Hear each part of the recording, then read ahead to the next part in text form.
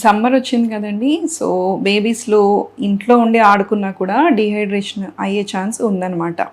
ఎందుకు అనంటే వాళ్ళు ఎక్కువగా ఆటల్లో ఉంటారు కాబట్టి ఆ టైంలో తెలియకుండా స్వెట్ రూపంలో బాడీలో వాటర్ అనేది లాస్ అవుతుంది. సో ఆ టైంలో మనము వాళ్ళని ఎలా కాపాడుకోవాలి అంటే ఎలాంటి లిక్విడ్స్ ఇవ్వాలి, మనము ఎలాంటివి అవాయిడ్ చేయాలి. ఫస్ట్ థింగ్ వచ్చేసి మోస్ట్ కామన్గా మనకి సమ్మర్లో ఎక్కువగా దొరికేది కొబ్బరి బొండం. సో కొబ్బరి నీళ్ళు అనేవి ఎక్కువగా ప్రిఫర్ చేసుకోండి మీ బేబీకి. నెక్స్ట్ థింగ్ ఏంటి, ఓఆర్ఎస్. సో ఓఆర్ఎస్లో కూడా మీరు పర్టికులర్గా WHO అప్రూవ్డ్ ఓఆర్ఎస్ మాత్రమే చూస్ చేసుకొని తీసుకోవాలి.